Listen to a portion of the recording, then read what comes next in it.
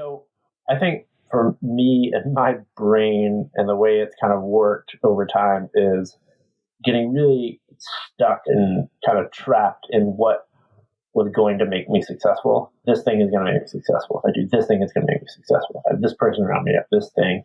And then finding the limits of that and going like, okay, that was all my eggs in that one basket, right? So I think the value in being, mentored is having somebody or multiple people who can help you dial in your process and help you kind of dial in those things that are helpful to you and help filter out the things that aren't helpful to you. And that includes pressure, and that includes the support from an individual of like, okay, you need me to push you right now, or you need me not to.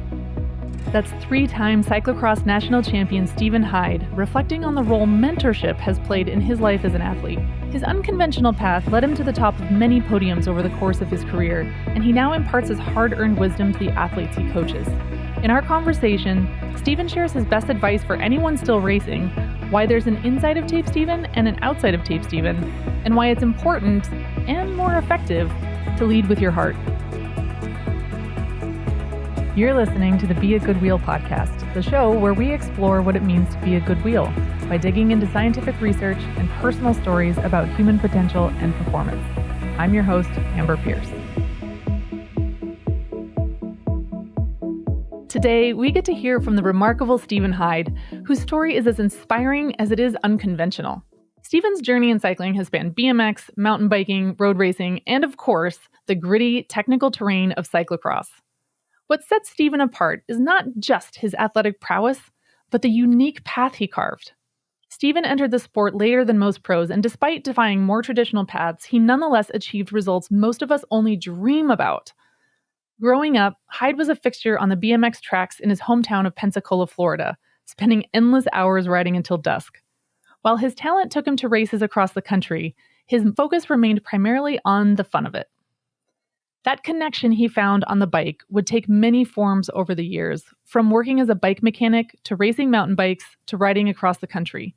He eventually got into the cycling disciplines of cyclocross and road, and it was clear he had real talent. Recognizing his potential, friends and mentors connected him with the Jam Fund team, where he quickly earned a spot on the roster. The Jam Fund is a holistic program established to help athletes cultivate their potential and reach the pro ranks. The team and coaches offered Stephen the support he needed to take his talent to the next level. He would go on to build an outstanding career racing professionally on the road, as well as becoming a legend in his own right in cyclocross. In cyclocross, he won 3 national championship titles, 2 Pan American championships, and competed in 4 world championships. But his story is as filled with setbacks as it is with life-changing results. He has battled serious illness and multiple injuries and has been open about his struggles with depression and mental health. Through it all, Stephen embraced the support of his community, learning how to prioritize mental well-being amidst the rigors of competition and how to work toward balance in his own process. Stephen's story is also a testament to the transformative power of mentorship. Guided by mentors and becoming a mentor himself, Stephen has found belonging and community in cycling. He now pays that forward as a coach, and we get to hear from him about what he's learned from those relationships and how he now applies those lessons. Join us as we explore the storied career of Stephen Hyde, a testament to resilience, camaraderie, and taking the path less traveled. Both Stephen and I were battling colds when we spoke, but we had a great conversation. I hope you enjoy it as much as we did. Today, I am so excited to welcome to the show, 3-time cyclocross national champion, 2-time Pan American champion, Stephen Hyde. Stephen, welcome to the show. Hey, it's good to be here. Thanks for having me.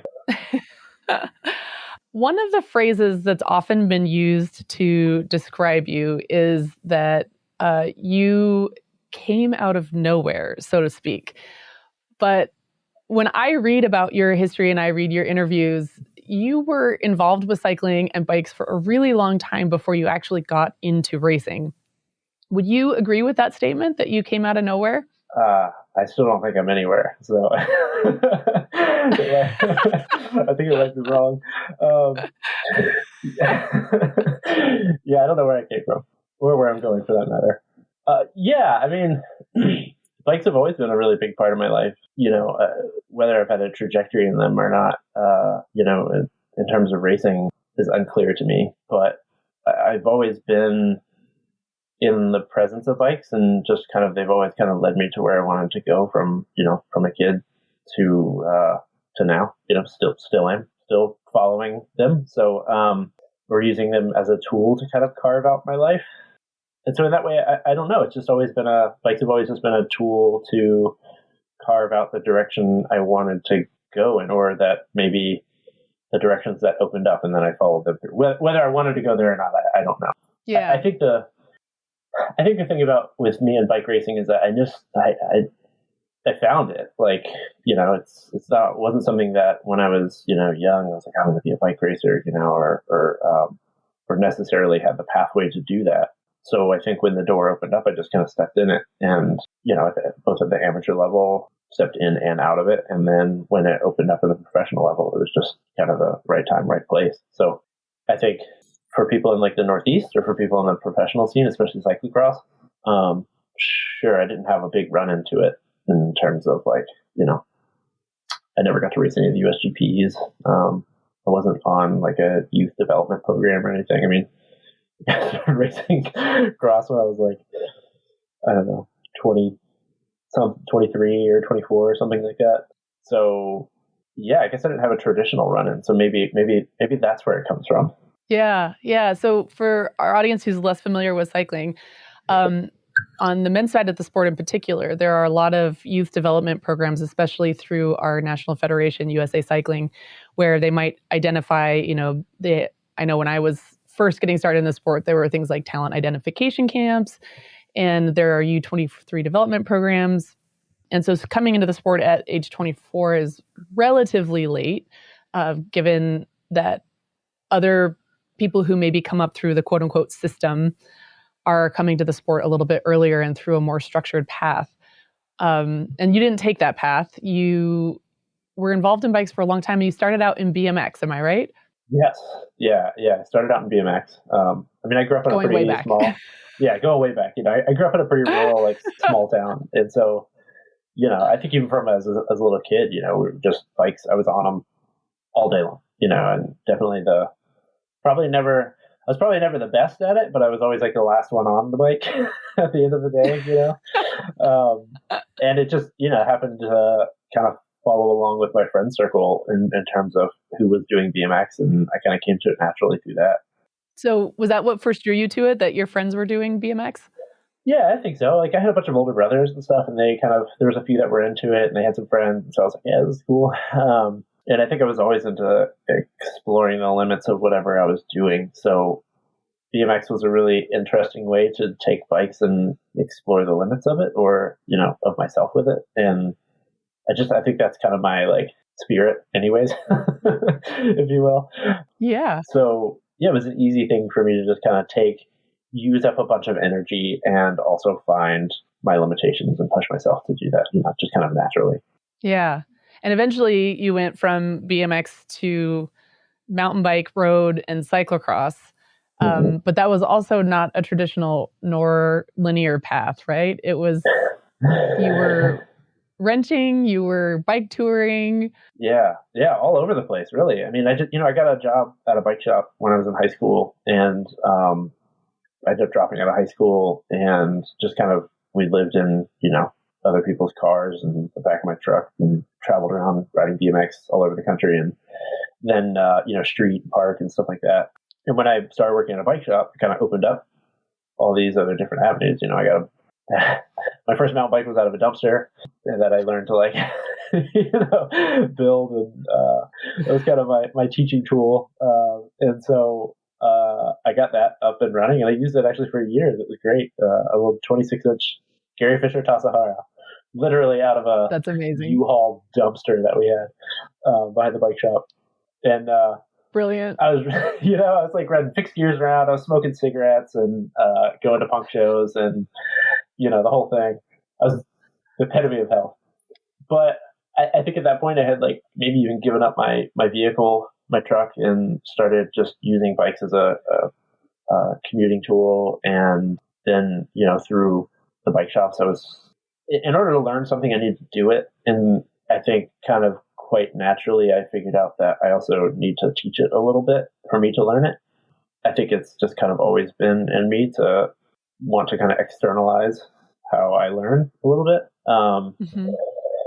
And so it was pretty natural for me to, being in the punk scene in Pensacola and like how kind of DIY and community interactive it was, to just go like, oh, here's the thing that I have, here's my talent, I can share that with you guys. You share music and you share art, and here's or books, thoughts, and here's I can help with this. Everybody has a bike here, so I can help you fix it. And that was kind of an empowering thing for me to be a bigger part of the community rather than just being a bike rider, just being this or that.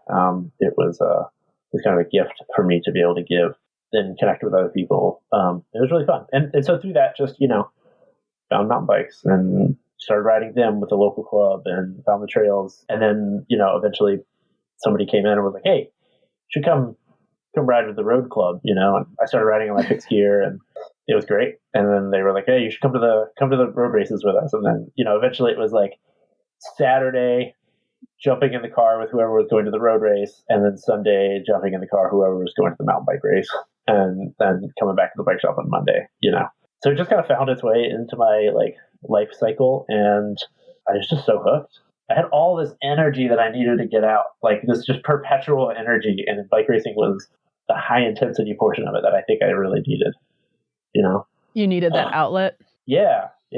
And being like a younger brother, and the youngest in the neighborhood and all this stuff, I've always just been so competitive and like such a pain to everybody that it just transferred really nice to bike racing, where I was like, yeah, I'm going to annoy everybody here with my endless amounts of energy. Congratulations.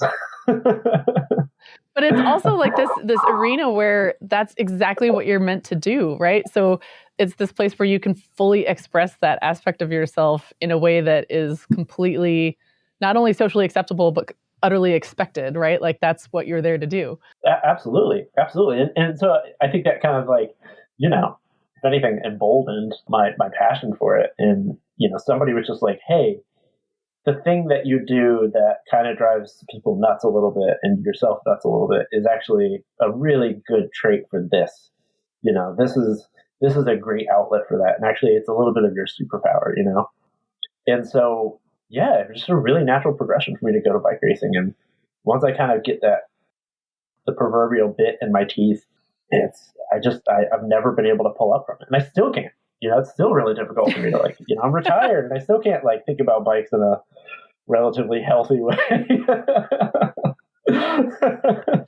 Oh man, yeah. I feel that. So I want to come back to the retirement piece for sure, because I think that's a really rich area to mine. But before we do that, I want to touch on a couple of points that you made that I think are really interesting, because you talk about coming to this from community and having something of genuine value to offer to the community, and something of value to offer that is just, well, two things, right? That you have things that you can teach. And then also when you come to the races, it's this opportunity to express your purest, most authentic self in an area where, yeah, that's what we do when we race.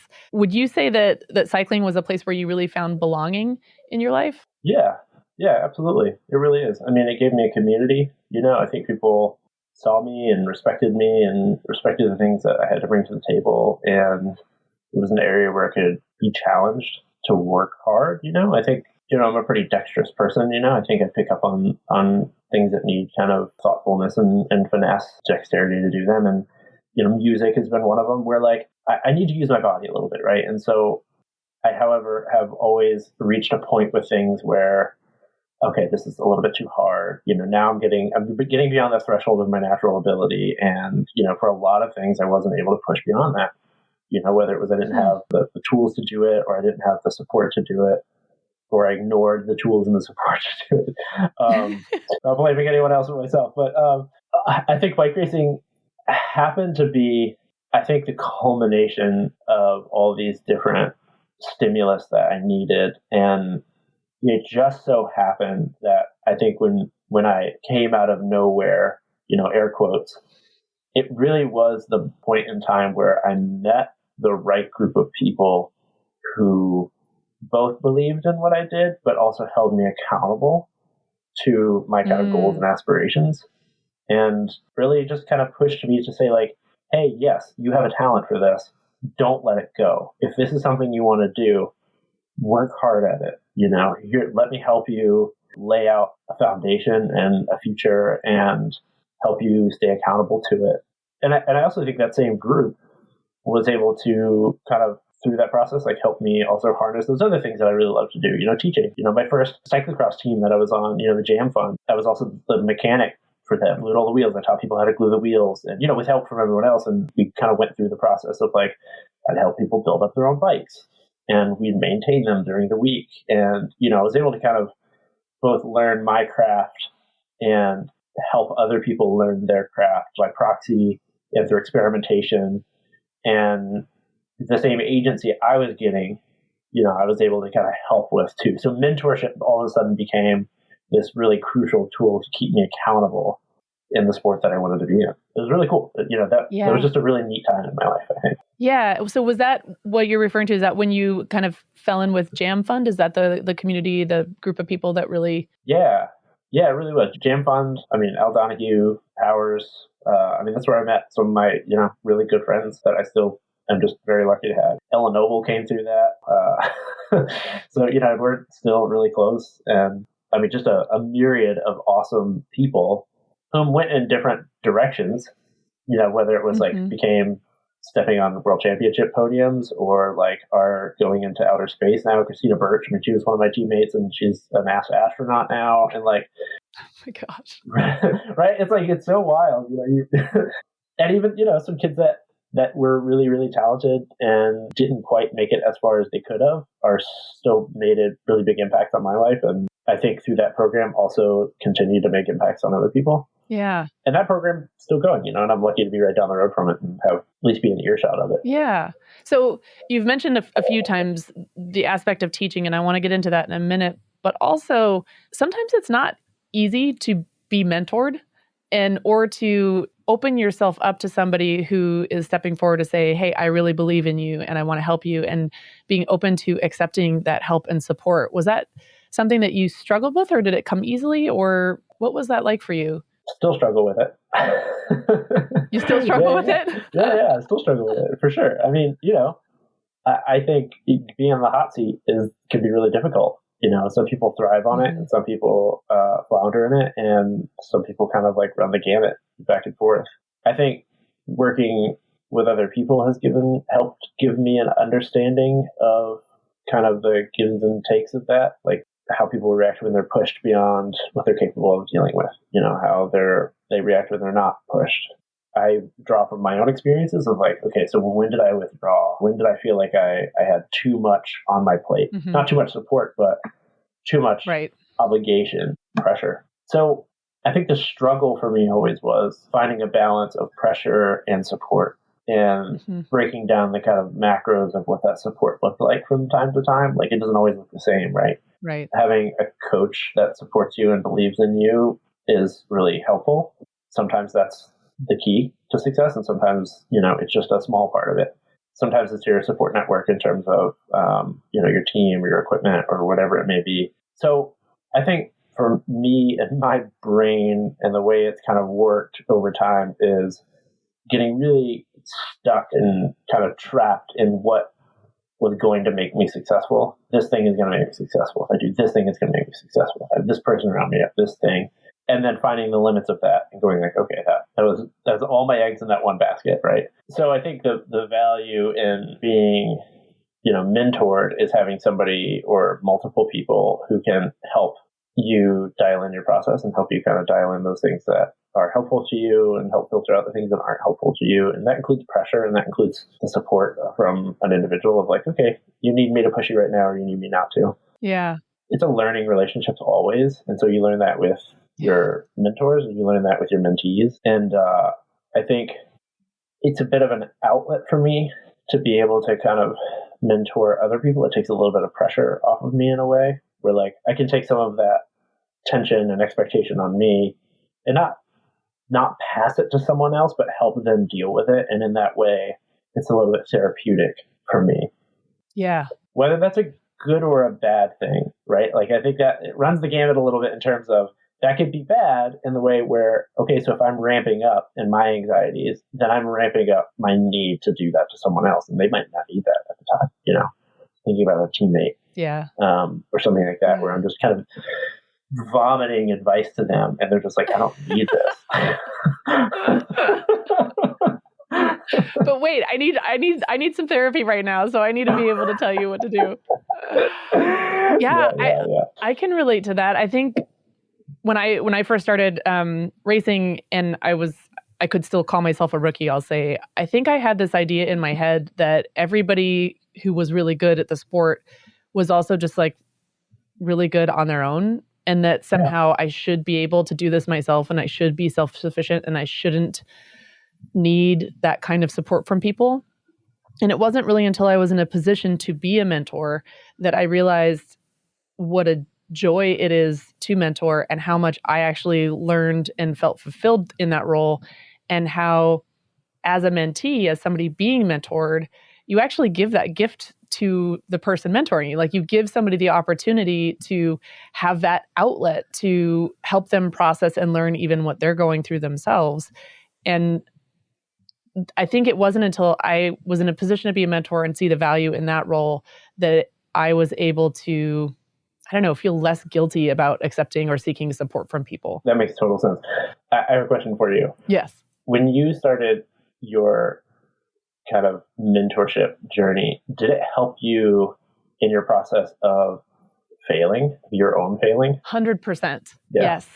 Yeah, I feel that. Big time, because when I would see somebody that I was mentoring struggling or, failing to meet a goal or whatever we want to call that failure, that setback, from the outside looking in, it was so easy as the mentor to see the bigger picture and to know that, oh, this is just a setback and let's see what we can learn from this. And all of a sudden I'm going, this is not what I say to myself in my head when I fail. Yeah, it's wild how that, just how much of a mirror it can be, Yes, that's exactly it. It reflects back to you so clearly and powerfully. You can't escape it. You can't deny it. That is true. That is so true. Yeah. Good. Because I think it's a wonderful experience. And I coach now, full time. And again, it's just kind of this natural progression for me. And part of what I really like about it is I coach a few athletes that also have athletes of their own. And it's so much fun to me to listen to them and to listen to how they interact, how they coach. I like working as a collaboration as much as anything. It's okay, cool. I'm going to learn as much from you as I hope that you learn from me. And, I've met other coaches and seen this scenario play out where, okay, I won't coach you if you coach other people. You're not going to take my trade secrets here, and even with coaching companies, so like you can't coach if you are one of our athletes. Yeah. But I think it's just super cool because you all of a sudden, you're not just having an effect on one person. You're having an effect on one person that has an effect on, say, 10 people. And it's this echo where if you can add something positive, if you can just give them an understanding of failing gracefully and how to kind of interact with that, then they get to do that with their other athletes. And just inadvertently, you're like this, you have this impact beyond what you thought. And so it's I don't know, just worth bringing up. I thought it was really cool. Kind of a realization I've had pretty recently. That's so true. And I think that that's true for most of the things that we do.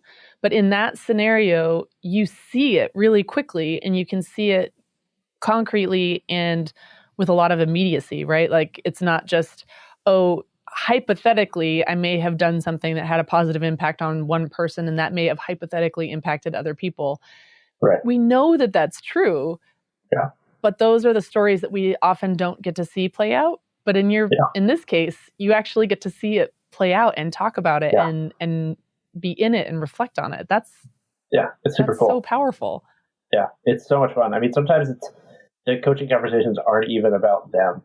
We spend an hour talking about how they can kind of use these tools for other people. And then I don't even have to say it to them directly. They just do it. without, it's like, hey, do this with your, if you want to connect with your athletes, like try this, what if you listened in this way, what if you used what they were telling you to push them in this direction, to help them find this thing.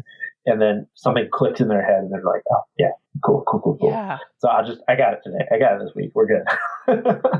I love this. Well, my follow-up question was going to be, all right, what do we like talking about the art of being mentored? But then I wanted to follow up and ask you about the art of mentorship. And I mean, we're already there. And you're in this role now as a coach, and there's a lot of experience you to draw on. We could talk about your experience as a pro athlete, or even before that when you were, doing clinics for co-ops and community shops. How did your experiences sort of feed into this? Because it seems like you've really gravitated to this role. And from the outside looking in, it seemed that you were already mentoring people in the sport, even as you were racing yourself. Is it something that you've already that you've always been drawn to, or do you think that this was something that your early experiences sort of shaped in you? That's interesting. I would say that I think in terms of how I learn best, externalizing and practicing and trying to connect dots, beyond simple instruction is really helpful for me. And so I think that throughout my whole life, starting at some point, and I think especially with the bikes, I think it was just kind of the ticket for me. It really has just been a process of me learning. Yeah. Me teaching is just regurgitating what I know. It's an extension of the learning process. It's an extension of the learning process, and it helps me. Okay, did I get that right? It gives me confidence to say that I know it. If I could tell somebody how to do this, or if I could help them do this, it gives me the confidence to know, it gives me the confirmation to know that this is good. I've got my confirmation here. This is solid. I think what it has also done for me, beyond anything else, is help me develop relationships with people and help me develop the tools and pathways to develop relationships with people. Because you don't teach something by saying, here's how you do it, right? You right. could. I mean, that's how the public school system does it, right? I think that, there's a way.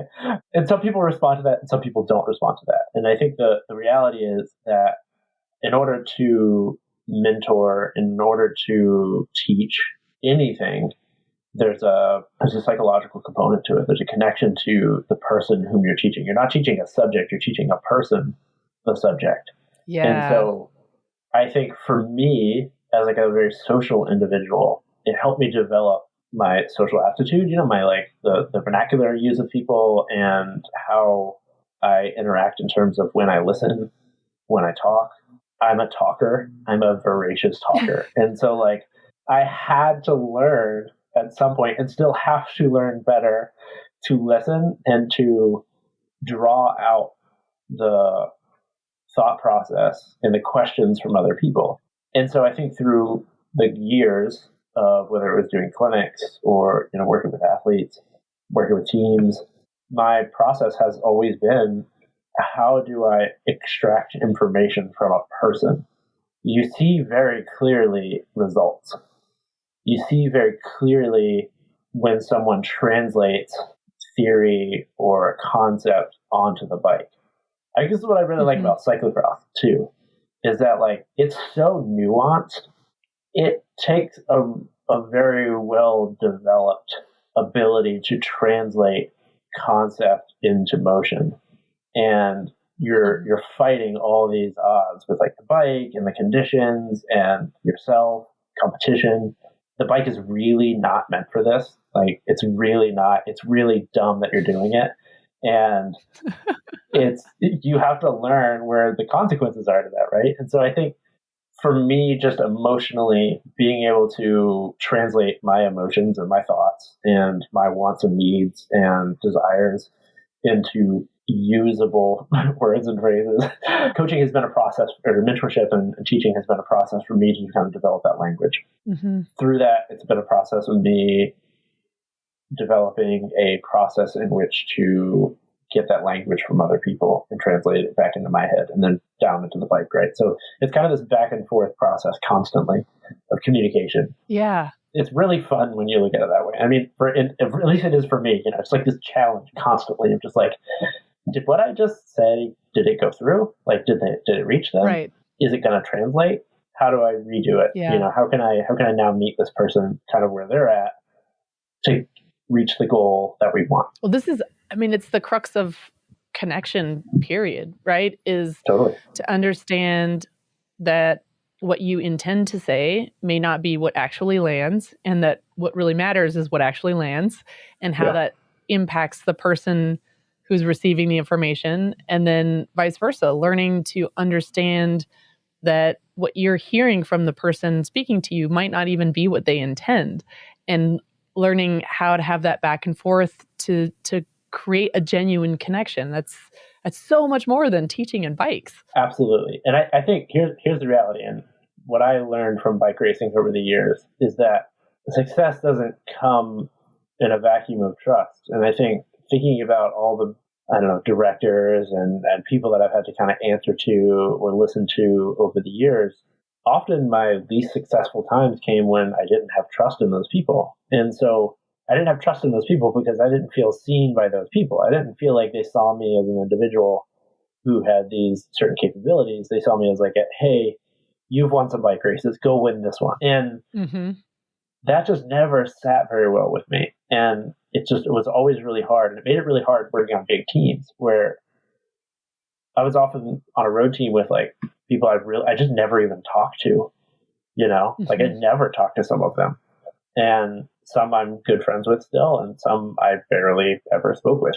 We did week-long stage races, and I barely spoke to them. Yeah. And so my connection to them just was never strong, and still isn't. And those are the people, those are the situations where I think about the most now, because I feel like I missed a connection there, right? Like, I missed an opportunity to grow. I missed an opportunity to perform in some way because I wasn't able to connect with those people. And for whatever reason, that haunts me much longer than anything else. That's so interesting. I really relate to that. I can go back at moments in my career too, where I feel like I could have gotten so much more, not only out of myself, but out of the situation and the experience, and not necessarily even in a selfish way, but also like if I had been connected and engaged on a deeper level, that I would have been able to contribute more. And that is kind of a hard pill to swallow. That is a tough. But it's a two-way street, and I think that's what you have to realize too, is that it's always a two-way street. You, especially as an athlete, have so much expectation on you. You have so much riding on your shoulders that it's not necessarily always fair to put you as the athlete in the position to have to build these relationships beyond what's easy and accessible. Yeah. And I think that's a really difficult thing. And that's where good leadership comes from, I think, in a team, right? And where you see really good team bonding. You just see teams come and you're like, how do these people just slay it every time they show up? And they're like hanging out or high five. You see them at the dinner table together, and you're like, they're just this unbelievable, this like unbeatable force, right? And it's true because they have real connection, and you see other teams floating around, not talking to each other on their phones, different little squads of people floating around. And that takes leadership to function. Big time. And I've seen those teams, and I've been on teams that have that chemistry, and I've been on teams that don't. And the magic of it is when you have that chemistry, you find an extra 10, 20, 30% every single time. And you know that that's what's happening with all of your other teammates too. And you can trust that that's happening. And I agree that trust is a huge ingredient of that. But I'm recalling a moment where I remember a director that we were working with who had cultivated that kind of chemistry said, all right, make sure that you guys go sign in as a team. And he said, there's nothing more intimidating than seeing an entire team rock up to sign in, laughing, relaxed, and having the best time together. And that really stuck with me because it's so true. Like, you kind of think about intimidation as being, like the hard stare or the glare or the really serious, intense face. No, it's the people that are super relaxed and having a great time that are the scariest. Absolutely. Because you're like, what do they know that I don't? Yeah. Like, I'm terrified of what's about to happen. Like, we're about to go to war here, and you guys are like laughing. Get out of here. So tell me about, you mentioned the times where you didn't have that trust. What about when you did have the trust and you did have that leadership? What was that like? It's fantastic. I mean, when you do have that trust, I mean, it goes such a long way. And I think what I found too, I found my niche in cyclocross, right? And it's a very individualistic sport, very. Yeah. But I've also been on teams. I've always been on teams for cyclocross. And so you kind of run this like interesting dynamic, especially when you're like racing each other. I have been in multiple situations, some where there's a situation of distrust, where you're trying to you're competitors as well as teammates, but primarily competitors. Mm-hmm. And then there's the different world of where your teammates first and competitors second. And I think for me, navigating that came a couple of different ways. When I didn't have the teammates necessarily that I could cultivate the trusting portion with, I really relied on the staff that worked with the team. Mm-hmm. And I think this gave me it gave me a wonderful insight into what makes a good, effective staff. You can have the best mechanic in the world, but if you don't trust them, it's a energy suck to work with them. It's not good. Your team management can be fantastic, but if you just know they're never going to make the right choice for you, then it's just not a good fit. With your teammates, it can be a little bit different, right? Like, okay, we both just get paid to be here and to win races. One of us has to win this race. That's the thing. It's like, we're here and one of us has to win this race. So we can be miserable all the time and just be fearing each other, or we can use each other as a way to calm ourselves and to have solidarity, right? And I have always pushed myself, even when I didn't want to be more open and more giving with what I do know, my insights, or I'll tell somebody my tactics right away. Like, this is what I'm going to do today. Yeah. And it's never failed me, because it's going to push me to be smarter. It's going to push me to go deeper when I need to. And it's going to push me to say, like, okay, if I'm right now good as I can get, if I help this person who's second to me come up to my level and even challenge my level, well, then that's the push that I need. Like, that's fantastic. That's a tool for me to use. And I think adopting that mindset early on was just super helpful, because when I came to the sport, my immediate reaction was go find the better riders and then be their best friend, figure it out. Yeah. And then you move through that, and then you're like, okay, cool. We have this really great relationship, and now I have this other person that's pushing me. And once you make those relationships, they always push you, whether it's results or not. They're always going to push you, because they have different mindsets. They have different ways of going about things. It's always, been helpful to me to have a different point of view. But when you run out of that progression, then it only made sense to me to try to build up people around me, or to try to kind of form alliances where, maybe they weren't my teammate, but I knew that they were going to be the person on the day that was going to be able to help me the most progress, challenge me the most. There were a lot of days where so Powers, Jeremy Powers was a really good example of this. Yeah. Like, where he was my mentor at first and then became my biggest rival. And eventually we had to go from mentorship to rivalry.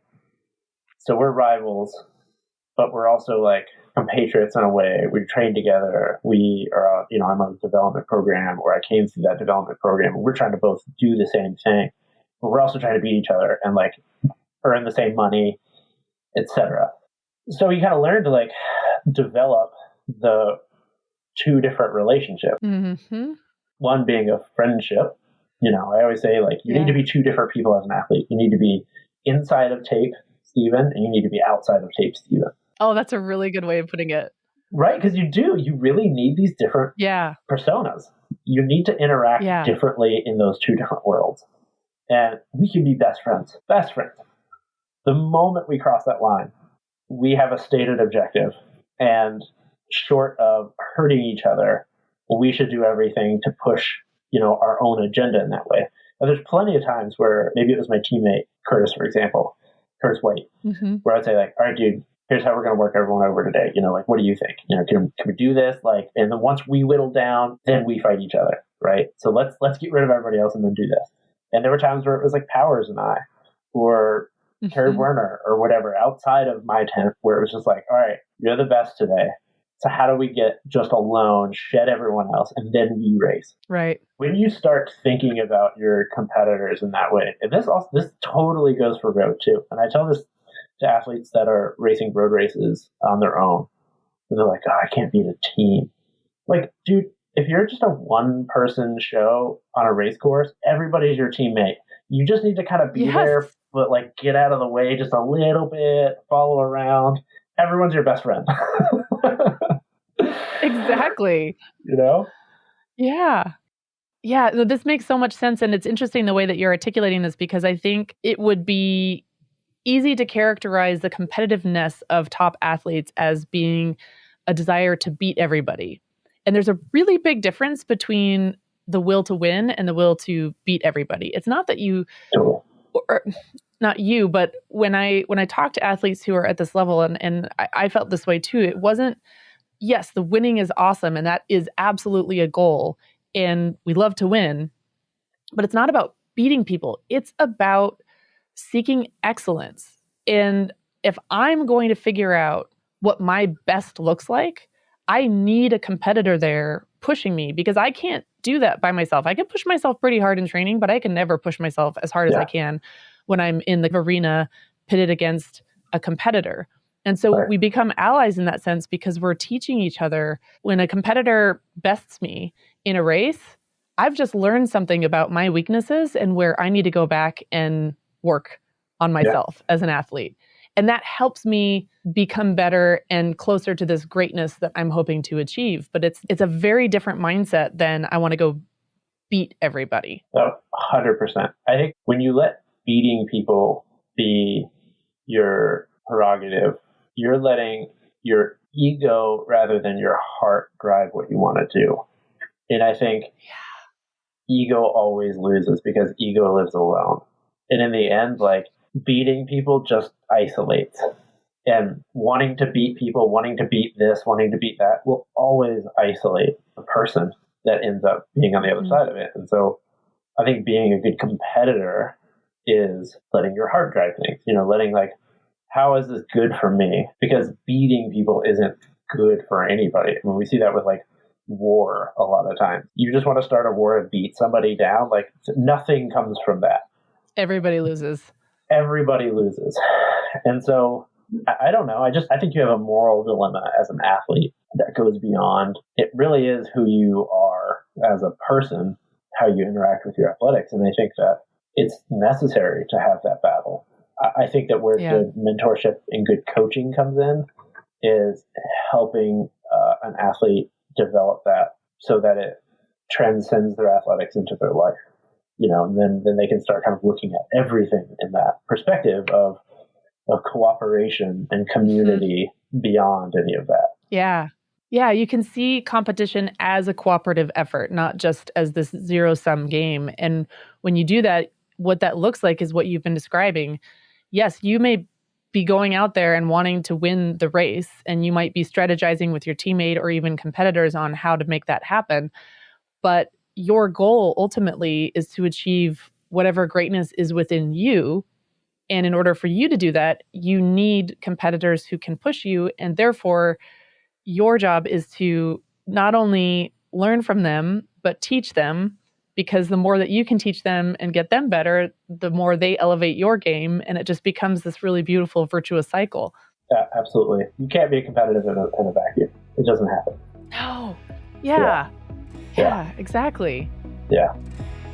We'll be back with more from Stephen after this quick break. If you appreciate what we're doing and want to support the show, you can support us directly through Patreon and Ko-Fi. Both Ko-Fi and Patreon enable you to help us cover production costs through memberships with perks, like access to bonus episodes, merch, and more. We encourage you to check out our page on Ko-Fi, as they don't take a fee. You can find it at ko-fi.com/beagoodwheel. That's ko-fi.com/beagoodwheel. Unlike Ko-Fi, Patreon takes an 8% fee. That said, if you're already supporting other creators on Patreon, you can support us there too. Find us on Patreon at patreon.com/beagoodwheel. That's patreon.com/beagoodwheel. For even more ideas on how you can support the show, check out beagoodwheel.com/support. That's beagoodwheel.com/support. If the idea of being a good wheel resonates with you, check out the Be a Good Wheel community at beagoodwheel.com/community. The community is a virtual, membership-based organization of like-minded folks keen to continue exploring what it means to be a good wheel beyond the podcast. Connect with other folks on topics that go way beyond the bike, toward meaningful application and fellowship across industries and aspirations. Fuel your curiosity and inspiration by joining today. Learn more and join us at beagoodwheel.com/community. That's beagoodwheel.com/community.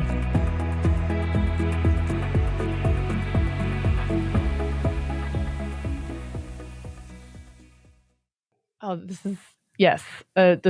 really resonates. So, and this kind of, just to get super cheesy here for a minute, it definitely ties into the title of the podcast, the Be a Good Wheel podcast. And I'm sure that there are more people that we can count out there who would cite you as being a good wheel in their lives. Is there somebody that stands out to you that was a good wheel for you that you want to just give a quick shout out? Doesn't it? I know there were probably lots, so we say this with the caveat that it's hard to pick one, but yeah.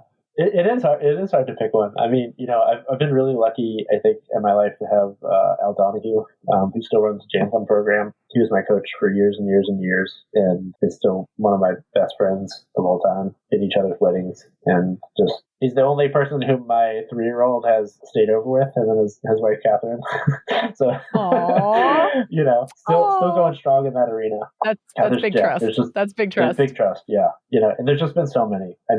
I'm really lucky to count so many more people as friends than not in the sport. Mm-hmm. I could count on one hand the people whom I don't have relationships still with in my career. I think it's a very, very small number of people. So I'm really, really lucky to both have racers, coaches and mentors that I still really look up to and that I still call and need from time to time. Yeah. So, that's success by any definition right there. Big time. Yeah, I feel so lucky in that way. And I think I have always kind of been reticent to, do my own biography and especially when we're talking, hey, introduce yourself, whatever. Because, I had a career where I won and lost bike races, but almost none of that matters to me in the slightest. It really is all the relationships that I built. And for anybody who's in their career right now, the best advice I could possibly give them is hey, just build relationships, because these are your friends. These are the people whom helped you do this, and they will more than likely help you way beyond bike racing, and you probably help them more than you know. And eventually, you might cheers to reminisce on your bike racing life or your athletic life and say hey, remember that race? That was really cool. Or that win, whatever. But the thing you're more going to talk about are the experiences you had together rather than the wins. Those are just such fleeting, small parts of it. Yeah. Yeah. When I think about the highlights of my career, the things that come to mind are the moments where, a teammate collapses in my arms crying, or, those moments of really deep connection and trust that, sometimes they happen on the bike and often they happen off the bike. But that's the relationships are the things that stand the test of time. The results, they fade. 100%. Yeah, absolutely. 100%. So, I'm looking forward to continue to building relationships. And I think that's what kind of keeps me in the sport, beyond bike racing. For me as a competitor, it's been really difficult to balance what I want out of my life without racing. What do bikes mean to me now that, I kind of set that path for so long, just more than competitor for more than 10 years, almost a decade and a half. And, that some people have had a longer career than that for sure. But, now, never wanting to have stepped over the line of wanting to be on a bike, for one reason or another. I did get to that point, with injury and just pushing myself just way too far to keep up. Kind of reconnecting has been really difficult. It's like you've had a power reader on your bike for 10 years. You just take it off one day and ride without it. Like it's, yeah, I hear that. Some people might be able to do that, but old ADHD Hyde over here, no way. I'm just like, what am I doing right now?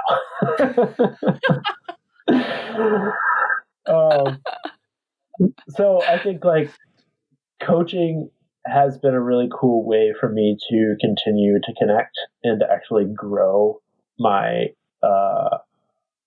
my kind of community and to grow my impact. I think I feel like it's a better way for me to grow, or it's a better way for me to share and be impactful than bike racing was. They just not that I kind of live and die by the you're only as good as your last race, but I think in terms of I don't actually think it's a really bad phrase, but I do think that there are times when your relevance is much greater, right? And those things happen to, coincide with results. Unless you're very, very good at social media. Yeah. That'll yeah, that's a can of worms right there. And that's never been, I've never been able to sell myself to that degree or kind of stomach selling myself in that way. And so if my only real connection is through, my relevance, and I can't be relevant by winning bike races anymore, how do I do it? That's always been a struggle, but I think I found that path now through coaching.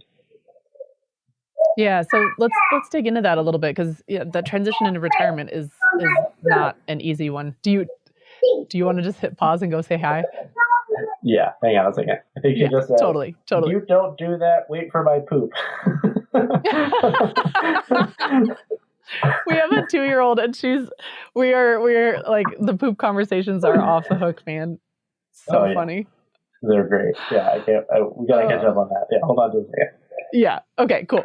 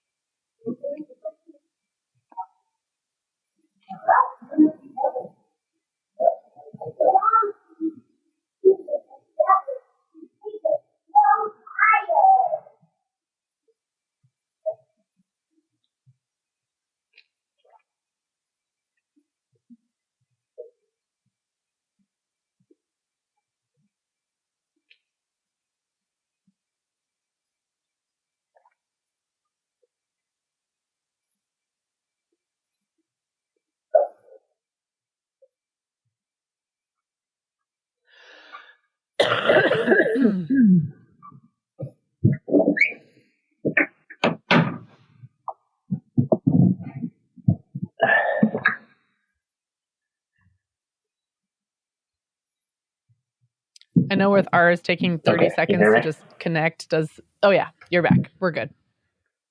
Okay. Good to go. Right. Yeah. It gave me an opportunity to cough a few times too. Oh, good. I had to pee really bad too, so that worked out. Oh, good. Perfect. Breaks are good. Yeah. All right. We'll jump back in. We're back. So let's talk about retirement. What I mean, you're already outlining some of the specific struggles with it. What has it been like for you transitioning out of the competitive racing scene? Oof, challenge. Been a real challenge. For a lot of reasons. I mean, my last year of racing, I had a lot of injuries, and it was a real struggle because I've always looked at my career like I was kind of late to the game and I had so much to catch up on, et cetera. And when I'm just kind of riddled with injuries that kept me from doing what I wanted to do, it felt like I was falling more and more behind. When that last year of racing too, my wife and I had our child, Georgia, and that was a really big shift. It was a really big shift, and it was really difficult for me to just kind of balance being a parent and being an athlete. And I think I kind of decided over that time that I don't think I can balance those things, not in a healthy way. And then just having all this energy and drive, and then all of a sudden not having the outlet for it, was an unexpected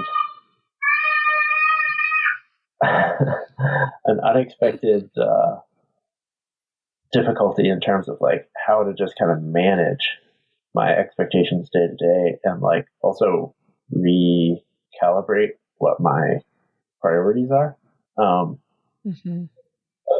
So one part of the process is that I went through the ADHD diagnosis kind of pathway, and that actually opened up an immense amount of tools and also relief for just like, okay, cool. Here are the things that like, this all makes sense.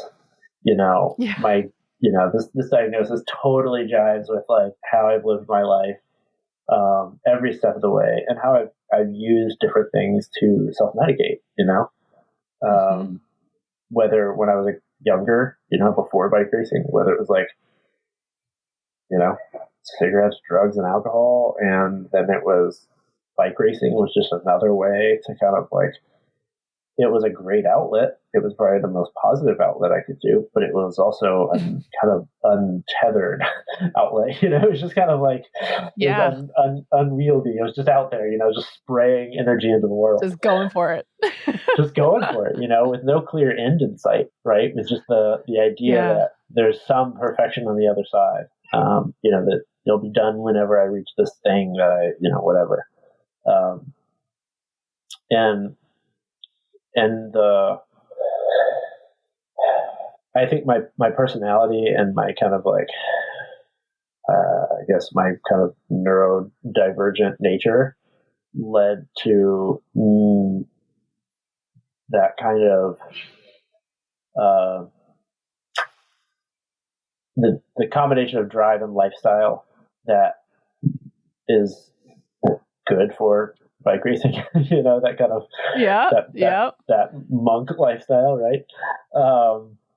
It's very easy for me by nature to just have total tunnel vision all the time, and to do things for me, and to take every consideration for what I need and very little for anything else. Whether it's my family, my immediate family, my extended family, my friends. Anything like that, I'm so capable of just putting blinders on and, getting the job that I want to get done, and find it very, very difficult to do things that I don't want to do. And I know that's like, it sounds really easy for a lot of people to just be like, yeah, nobody wants to do hard things. But I think when you when you look at it from an ADHD perspective, you see these really large barriers, these very real, chemical barriers, and all of a sudden you see, oh, okay, this is a common theme, this isn't just me, so then you get to you get to lose a little bit of the kind of shame around it, big time. And, and you start to unpack it a little bit, and you start to see like, oh, okay, other people have been successful with this. And the thing that I'm the most, afraid of is like putting on those blinders and ignoring the world isn't bad. It's actually my superpower. It makes me absolutely capable of doing whatever I want to put my mind to. It's just that I have to figure out how to get my mind to want to do it. And those are the tools that I've just lacked for a really long time. Picking up some people it's medication, and some people it's just, it's normal kind of tools, whether, it's writing things down so you remember them, and keeping, organization, et cetera. I have found the most joy probably in my retirement in the last, since getting that diagnosis, just being able to pause and be able to kind of recognize when things are not okay with me, and help finding the tools to help me get back on track, or to even find a track. I mean, I'm just now getting to the point, 2 years retired, to where I'm putting a business plan together and thinking like, okay, I actually need to have a direction here. I can't just kind of float through this. And part of that was because I wanted time to just float and to see where I was, because that's how I got to where I am anyway. So I don't want to ignore that part of my life, but I also have a child and a wife and a house and all these things that like depend on me not just floating through the universe. If that's okay. So, I'm kind of perpetually in the midst of finding that out, figuring that out, and, being more stationary, being more, physically located in an area is also difficult, not being on the road constantly. There's a lot of shifts. Well, the diagnosis thing really resonates with me, because I similarly had a recent diagnosis of ADHD, and in my last year of racing, I got a really bad concussion, and as a part of the treatment for the concussion, they did a neuropsych evaluation just to make sure that I wasn't suffering from any cognitive effects of the concussion, which thankfully I was not.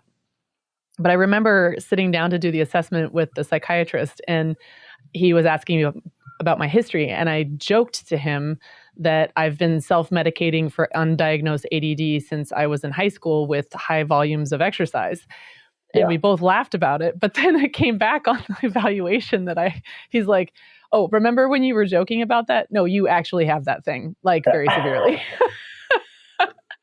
And I had a similar sense of relief, because what it did for me was it made me realize that all of these things that I have long believed to be character flaws in myself, that I've just constantly struggled with and felt ashamed about, I can finally have step back and have this more, like meta perspective on it, and have compassion for myself that, oh, this is harder for you, and not just in a, well, yeah, it's hard to do things you don't want to do kind of way, but in a, like, there are actual chemical, neurobiological reasons why you might physically feel paralyzed from getting up from a chair to do a simple task. Like it's so much more severe than it sounds when you just say it like that. And kind of the release of moral judgment with the diagnosis was huge for me, because it was just kind of like, oh, and then suddenly my whole life makes sense.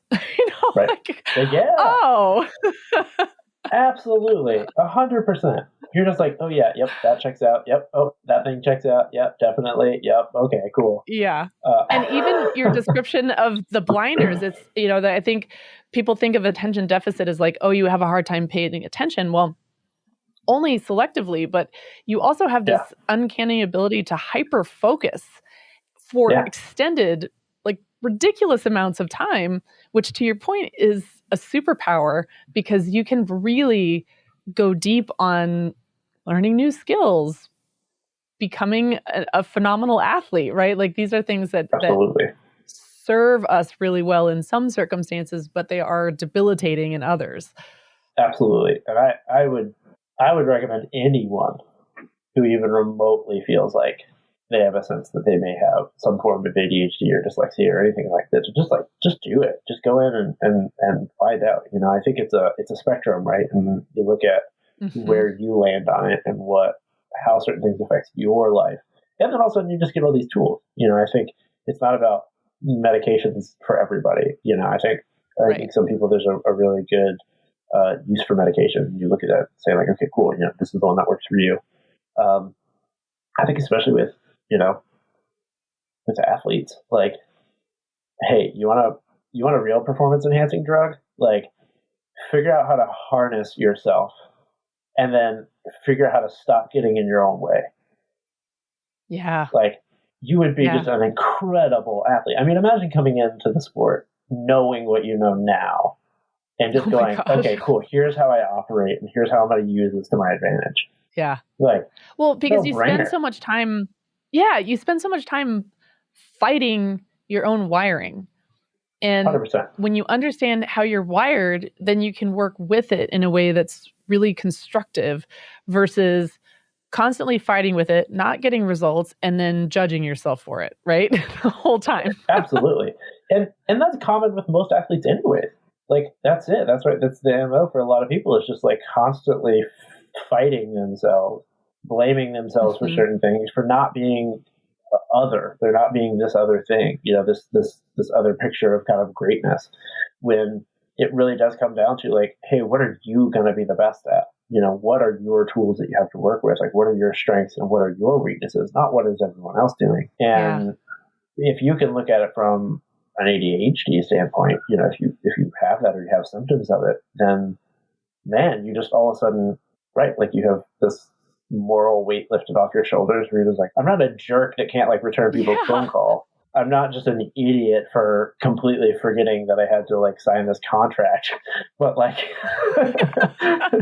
you know, I just didn't set myself a reminder for it. And like, that's all it takes sometimes, you know, I don't have the workflow to do this. And this gets along with this conversation that I have a lot with athletes of like, okay, so where are you on the spectrum of athlete, right? Are you a beginner athlete? Is this something that you're just kind of entering? And then like, that sets the tone for what kind of expectations you have and what kind of expectations I have as a coach. And then you have like the novice athlete. Is this just fun for you, but you already do it? Fantastic. Then you have like the elite level or the kind of pseudo elite level, where that could be a number of things. You know, that could be like I'm an elite racer this is it. This is it for me. This is fantastic. I love doing this. I'm always going to be, you know, the local elite. This is great. Then there's like the elite with aspirations of professionalism, right? And then the professional, or anywhere along that line, right? Where do you land on that spectrum? And if you kind of look at it as like a slider, you start to look at what different expectations that athletes should have both on themselves and, you know, and other people around them, right? And on some point on that spectrum, you start to look at the slider starts to hit the expectation of being more professional in what you do, because you have certain expectations, and the expectations might just be results based, but if they're results based, then you have to have a professionalism of like getting yourself to that point and just like making it consistent. Then if it's like be on a team, whether it's a local team or a local elite team or a professional team, okay, there's the term professional because it's a job and there are expectations related to that job. And so like, where are you on the spectrum, and how do you incorporate being a professional? Because you can do a professional job without being a professional, right? Like you can do a good job and you can incorporate professionalism in what you do, and it'll only make you better with or without the title of being a professional. Professional just comes when you get your contract and you sign and you get some money. It's your job, right? Yeah. That's it. But how you act, it's official. You're getting paid to ride. 100%. You're a professional. You're not an elite anymore. You're a professional.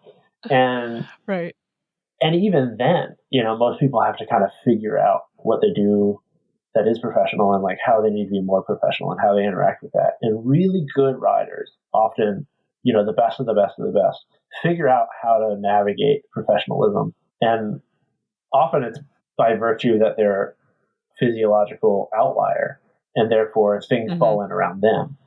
Then there are the kind of gotta work hard, of like, you're not a physiological outlier. You've got to work your way through it. You also have to dot your I's and cross your T's and become more professional because you lack this innate wild talent.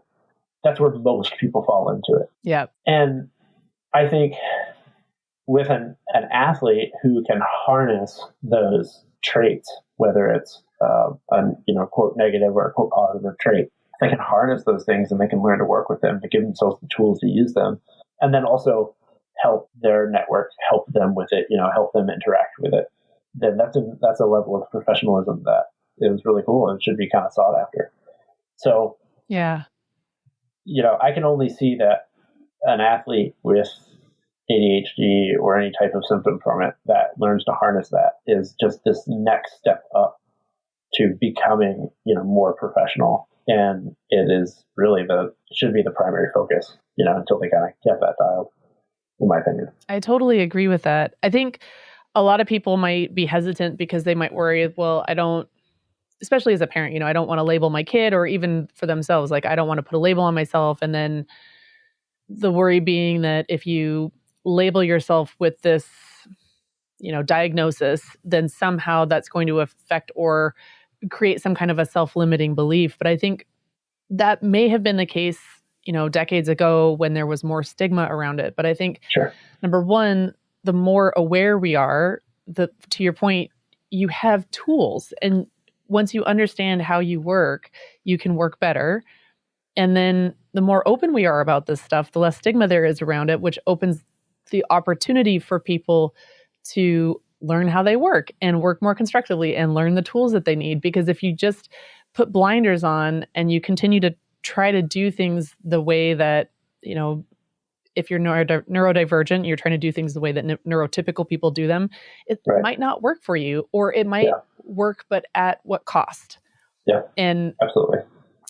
That's definitely been one of the things that I've noticed is when I'm trying to do things, when I'm trying to like cram my neurobiology into a mold that it just doesn't fit, it is so taxing and draining. And that's where like my mental health really, really starts to suffer. And that's been a really important aspect of the diagnosis for me, is to learn that and to be able to like check that before it goes off the rails. Absolutely. Absolutely. I mean, I've always had high anxiety, and I've never really been able to kind of pinpoint it. And, I've always worked with a therapist to some degree, and I have for, a long time. And one of the, only after I retired bike racing, did I realize that like, oh, there's actually an order in which I function the best. And you were saying how you kind of self-diagnosed or self-medicated with high volumes of exercise. But like, that's a tool. That's actually a tool. Yeah. Yeah. Where it fits in the sequence of what you do can be really beneficial. So if it's what takes up your whole day, that's where things start getting pushed down the line. That's where the things that you need to do start getting like kind of chopped here and there. And all of a sudden you build up this stress around these things that you need to do. And if the difficult, a lot of times people say like, oh, do the difficult thing first.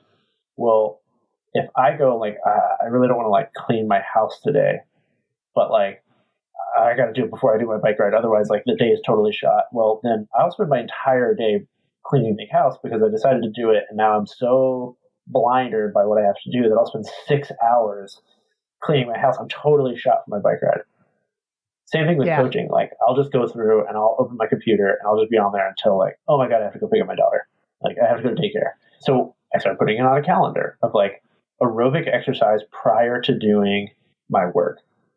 And what I found is that like, cool, I do that, I have some food and I have a cup of coffee and I'm set. I'm ready. I've thought through a lot of things. I'm able to get a lot of blood moving through my brain, and I've got energy out and move my body, and now I can focus. I'm not rushing through things. I'm not clicking through tabs. I'm not opening stuff. I'm just doing my work. setting some timers and going like, okay, cool, that's enough work. Now I'm gonna go have a snack, and then like putting on a schedule like Thursdays, clean my bathroom.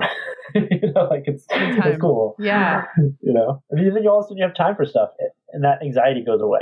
Yeah. And it's just by figuring out the process that works for you, and with the knowledge of, okay, like the exercise piece is really important for me because that is a component of the ADHD. And on the same neuropsych evaluation, the clinician actually noted ceiling levels. I say air quotes because it was an actual quote from the evaluation, ceiling levels of anxiety. Oh, Lord.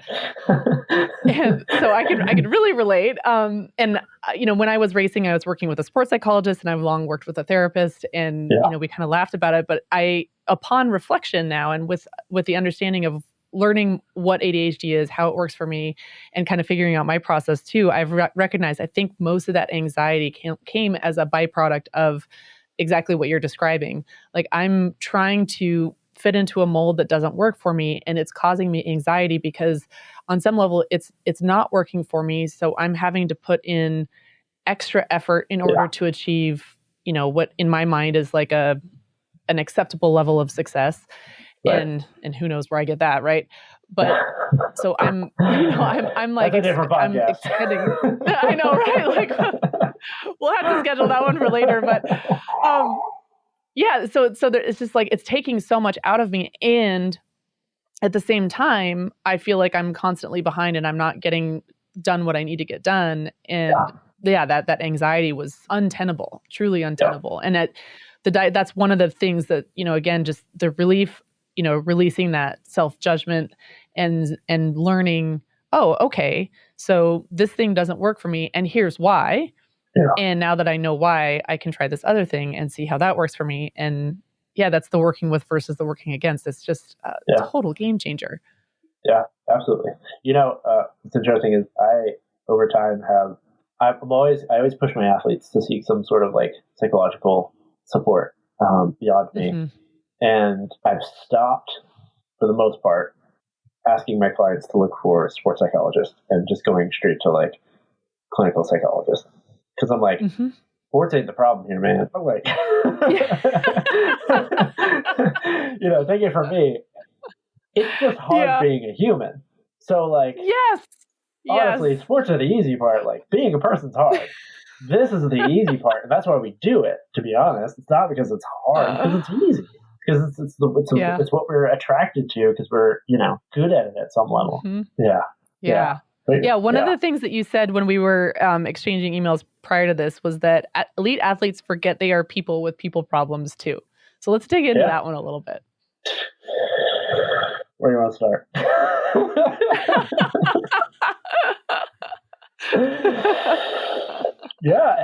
It's true. From the perspective of an athlete, you want to put these blinders on. You want to say like, okay, here's my goal, and I'm just going to do everything it takes, and I'm going to just jettison everything in my life. But you don't jettison everything in your life. Your life is still there. It's in tandem. It's like riding around a tandem, and like racing is on the front and your life is on the back. And I think like you kind of have the choice, like who's the stoker and who's the captain in that way. Racers choose to have racers be the captain and life be the stoker. And no matter how fast you go, it's still there. It's absolutely still there. And to a degree, like you need it to pedal. You absolutely need it to pedal. If you just expect it to just like sit there with its legs off, like you're screwed. You're just dragging your life around. And if you work in tandem, if you help each other out in that way and you communicate and you have the same clear goals, then in sports just go so much better. And I think it's easy for an athlete to kind of look at their support network as purely athletic. And I think this is where I've seen the kind of delineation between a sports psychologist and a clinical psychologist. Is that like, okay, well, I'm an athlete and I have anxiety or whatever, so therefore I need a sports psychologist because I'm in sports. But that's probably not true. You're nervous about this stuff. It doesn't take a sports psychologist to tell you why you're nervous on the start line. Like, that's easy. Right. You're nervous because you want to do well. Sure. And there are a myriad of reasons, why that kind of has crept up on you. And there's a myriad ways of tools to deal with that. It's important. that you're nervous. It's a key to it. If you're not nervous, you care.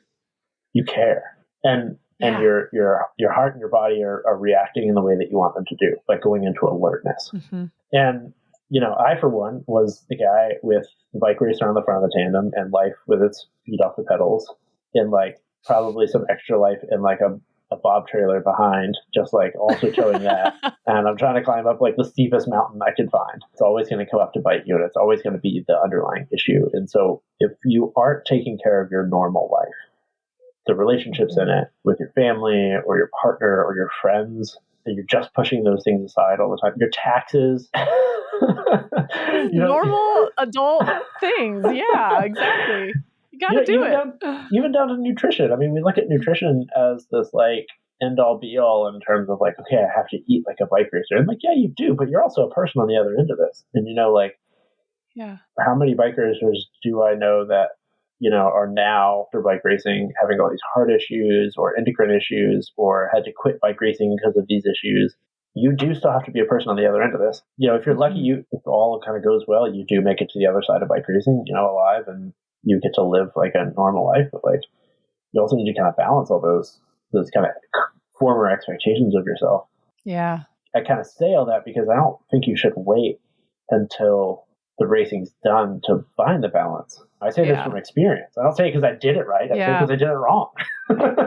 Yep. And I don't know the answer necessarily. I don't have the answer for it, except for what I have found is that with the people I do have interaction with, I can point out like, hey, don't forget about this. Don't forget about this part. Right. And I was really lucky to have people like that in my life. Like, we were asking about a shout out. Brad Huff is like an example of this. It is an incredible mentor to me in my bike racing career, but bike racing was such a small part of how it impacted my life, and still does. It's always been about being a good person and having a life, and a good life that I wanted to live.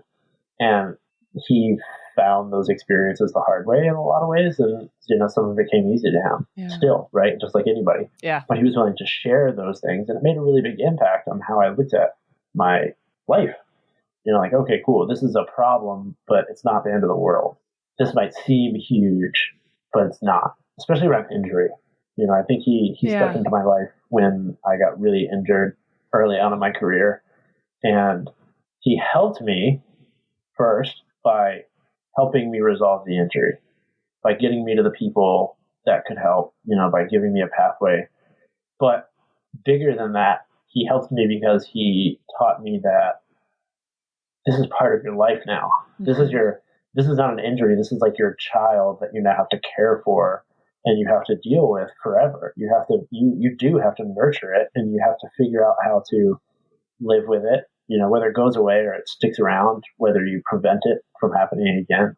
You now have to expand your worldview here to include injury or depression or whatever it may be, so that you function on a normal working level before your athletics get the benefit of it. Does that make sense? You know what I'm saying? That makes total sense. Yeah.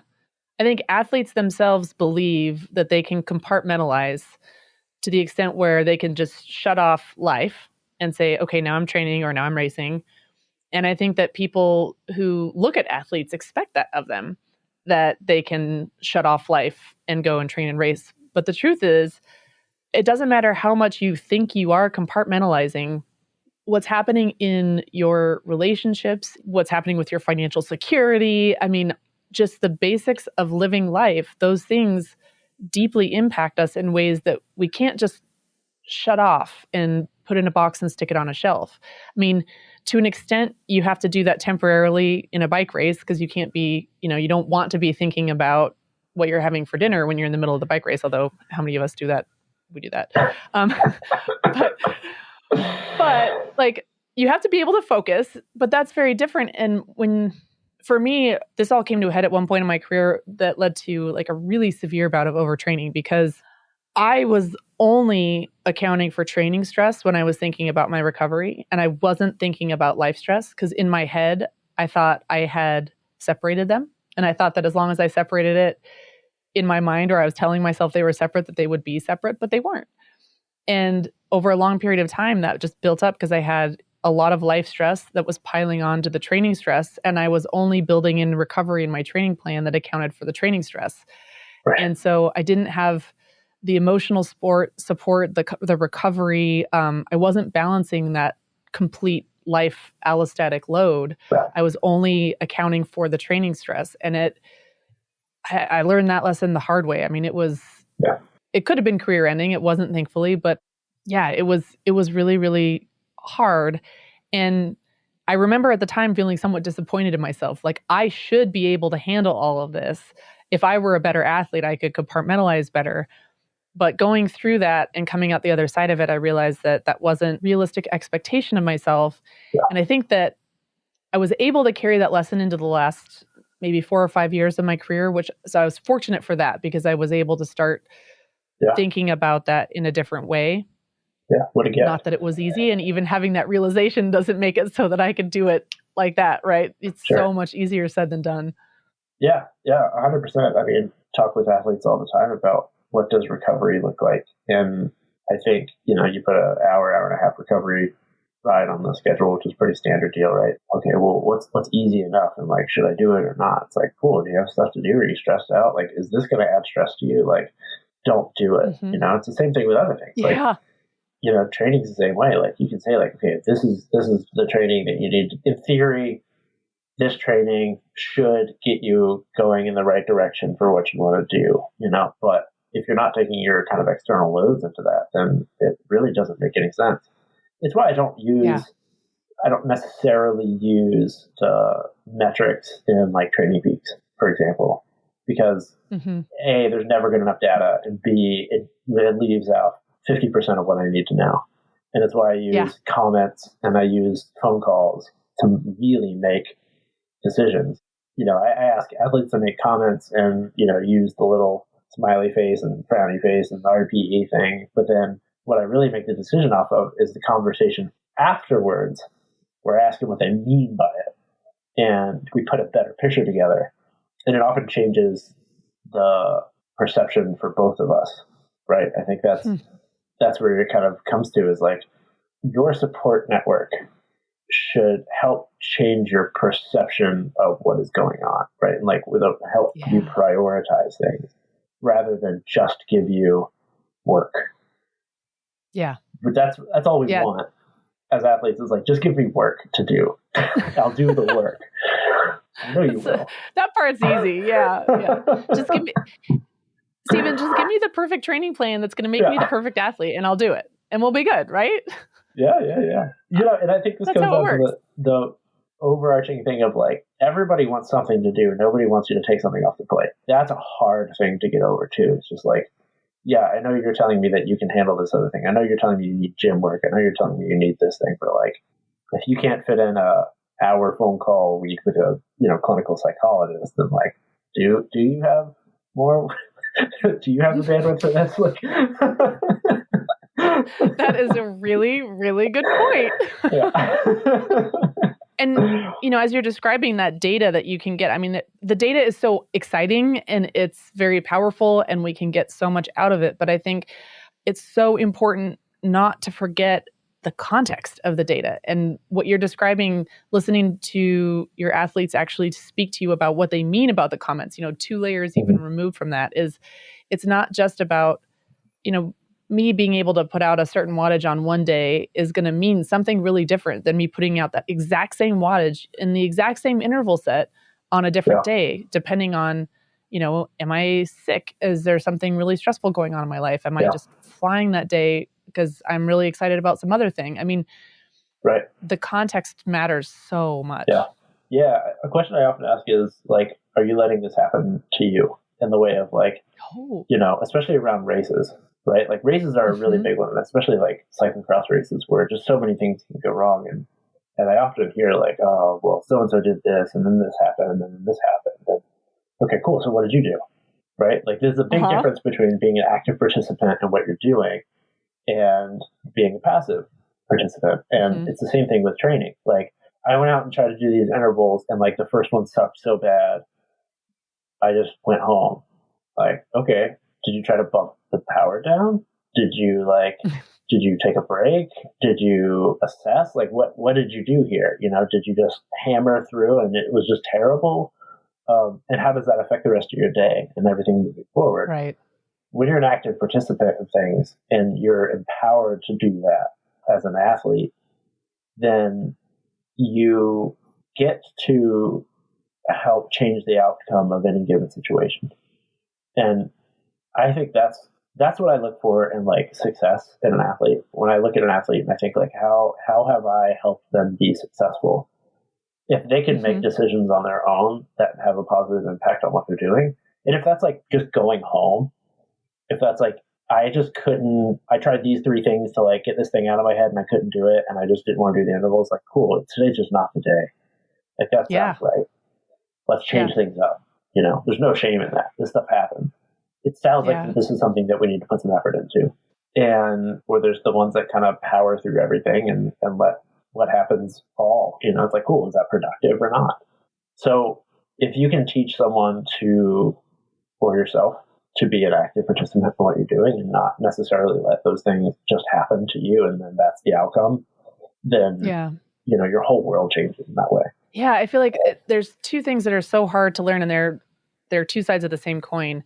One is, I don't know, when I got started, I felt like I could control pretty much everything, right? And if I just worked hard, then I would get results. And then you have that really tough life lesson of like, okay, I'm doing all of the things and, it's not working out the way that it used to for me. Like why? And then you start to realize that, oh, there's actually a lot of things that are not within my control. And learning to accept that is really difficult. But then on the other side of the same coin is exactly what you're describing.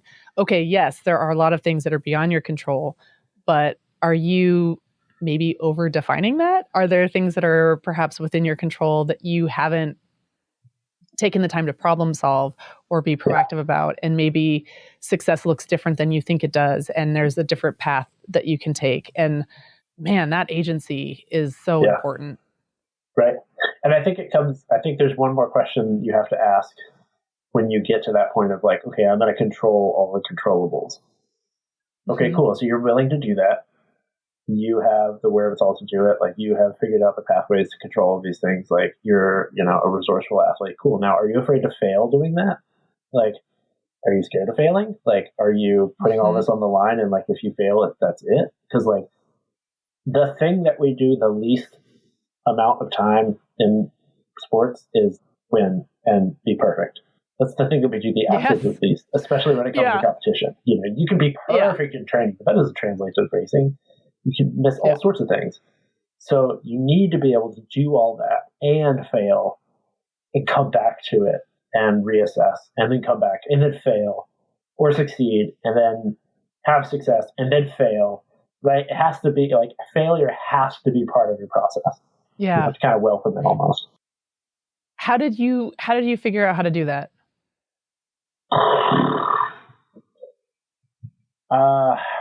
I think it took a long time. I think I started to get to the point where failure wasn't really an option. I think I was fortunate that I kind of really made my way through the ranks, and I kind of just by default of not even realizing I could do it, I kind of ran out every category of like, okay, I win. Okay, they kick me out and I have to go back to this thing. And now I'm like driven to like do that, right? But then I got to the point where it was like, okay, I kind of ran out of steam with that, domestically for a little while, where it was just like, I was just winning a lot of races and it was really cool. It was not a bad problem to have, right. But then I wasn't. And I still had the same mindset for whatever reasons, injury and sickness and all these other things.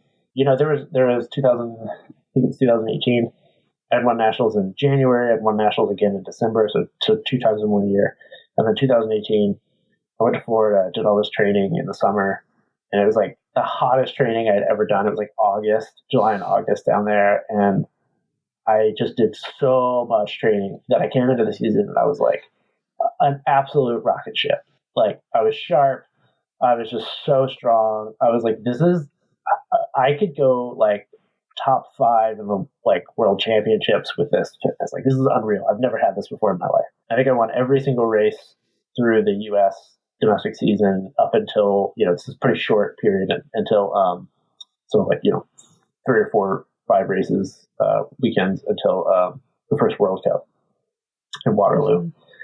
And second or third, no, 1, 2, 3, 5 turns in, we're on this off camber. Lars van der Haar like slides out in front of me. I hit him. I launch down like 10 feet down the track, down this hill, and I land on my back and I break my sternum. And that, like, breaking ribs sucks. It's like breaking all of your ribs at once when you break a sternum. It's like all of them. And there was nothing I could do about it. And it just took so long. And then I finally got back a little bit of shape. And I won the first day at Pan Am's, the C2 day at Pan Am's the day before, and I launched off the front for an attack in Pan Am's, and this is after like not even making podiums, and then I crashed, sprained my ankle, got a concussion, broke another rib. Oh, and from then on out, it was just really difficult to. I still had the same ideas of success in my head of like, okay, well, if I'm not winning a race, it's not success. Okay, but I like can't even get on a podium. I'm barely top 10ing these races right now because I went from owning all the points to not getting any points. But I didn't break that mindset of win at all costs kind of scenario. And so I think it was helpful to have somebody, my coach, just say like, look, that's not you anymore. It may never be you again.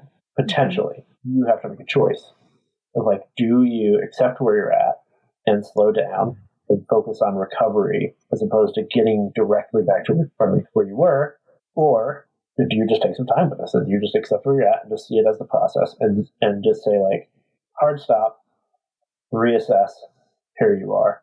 Now, take all those things that made you successful in the first place and then reapply them here. You're just moving the goalpost a little bit. The idea that you've already been there, right? The fact that you've already been there means that in theory, you have a shorter path to get back to that point if you are, successful in how you do this. Just because you've learned all those lessons. But yeah, I think it's difficult for someone who has been at that level to be able to break that mindset and just take the bit out of their teeth and just for a second and relax and let themselves heal. And yeah. And so even in my last year of racing, I was so unhappy with my results. I was able to come back. I won nationals that year. Barely did any racing. I still won by just pure determination. I won nationals that year, but that was kind of the last one. And my results went downhill from there. And a lot of it was just because like every hit was so much more psychologically damaging to me because I just wouldn't let that go. Yeah. That I really wish that I could have let that go in the time that I had. Yeah, that's a really, really tough one. And I think that there's so much that comes with that. When I had that concussion, I worked with a specialist he works with a lot of athletes. Like he works with the Yankees and like the pro rodeo circuit. And so he has seen some serious stuff and he's used to dealing with the athlete mentality. Yeah, a lot of smashed heads. And one of the things he told me at the beginning, which really struck me, was he said the hardest thing to heal about a concussion is the PTSD. And I was like, what? I mean, I fell off my bike and I fell off my bike. I mean, where's the PTSD in that? And he was like, no, it was a trauma. That was a legitimate trauma. And I kind of stopped and I started, doing the rewind tape, like record scratch, rewind, and then like the montage of my whole career flashed before my eyes. And I thought, okay, if that was trauma, then what about this whole, this whole 12 years of all of this other stuff? And what I realized was I ended up retiring that year. The concussion sort of was, I had planned on retiring that season. The concussion sort of accelerated that timeline. But I started to work with my therapist specifically on the PTSD component, which was super interesting. And I'm so grateful that actually happened because I think it helped me process something that I would have just carried with me into the next chapter if I hadn't had that like hard stop that said, okay, let's sit down and like really confront and deal with this. And I think when I look back on my career now with the understanding that I have now, I can see how every injury, every setback kind of started to chip away because it wasn't just about processing the trauma. I think that was part of it, but it just started to accumulate in a way because whether I was processing the trauma or not, or even just the psychological fallout of, your body not doing what you want it to do, and not, you're doing the same things that you used to do that used to get you results and used to get you race wins, and it's not working anymore. And it erodes your confidence, and it erodes a sense of, it erodes agency and a sense of self in a way that is really, really hard to come back from. Just really hard to come back from. Not impossible, but it takes so much focused work to do that when you're in the middle of a career like that, it just doesn't feel like you have the time to devote to that kind of work. Nor would you even necessarily know that that's something that you might want to do. Absolutely. I mean, you're getting at the idea that we're so tied up in our athletics and our self-worth are so tied together that they're inseparable to a degree. And I think this is where being a human and a bike racer at the same time have to exist well, because it's okay and probably a good thing to want to succeed at what you want to do, right? It's a very good thing. Mm-hmm. But is doing good at something what makes you who you are? Or is it just a trait? Is it just part of who you are?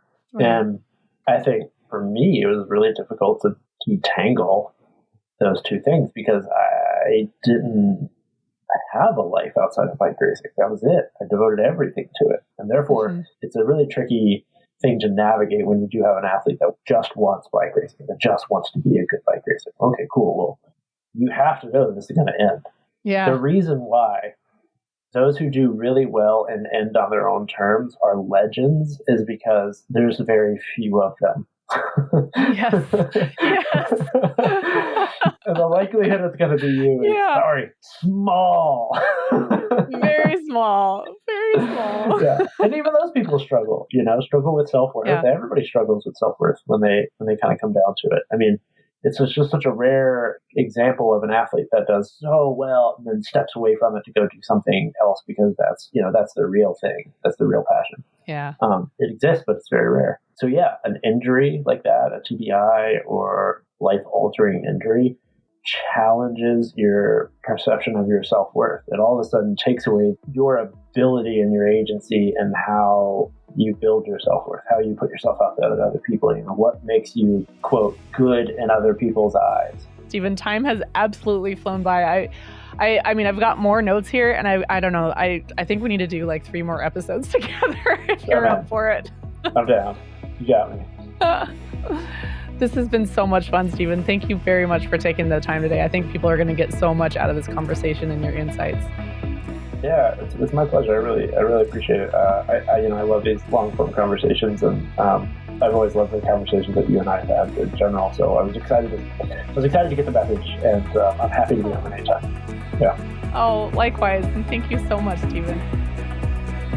I had so much fun talking about all of this with Stephen. I especially love his take on leading not with ego, but with heart and connection, even when it comes to high-stakes competitive arenas. While these are things I often strive to do myself, this conversation with Stephen left me feeling even more inspired to proactively build relationships and community. I hope you feel empowered to step into your own agency and prioritize connection in your life as well. Thank you for joining us for today's episode. If you loved today's show, remember to subscribe and leave us a 5-star review. The Be a Good Wheel podcast is produced by our wizard behind the curtain, Maxine Philivong. Find all published episodes and sign up for our newsletter at beagoodwheel.com. You can also listen wherever you get your podcasts. Support for the show comes entirely from listeners like you. Support us on Ko-Fi and Patreon to get monthly Q&A episodes, official Be a Good Wheel merch, and more. You can submit questions for Q&A episodes at beagoodwheel.com. We encourage you to check out our page on Ko-Fi. Unlike Patreon, Ko-Fi doesn't take a fee, so 100% of your support goes to the show. Go to ko-fi.com/beagoodwheel. That's ko-fi.com, ko-fi.com/beagoodwheel. Learn more about how to support us at beagoodwheel.com/support. Until next time, thanks for listening, and thanks for being a good wheel.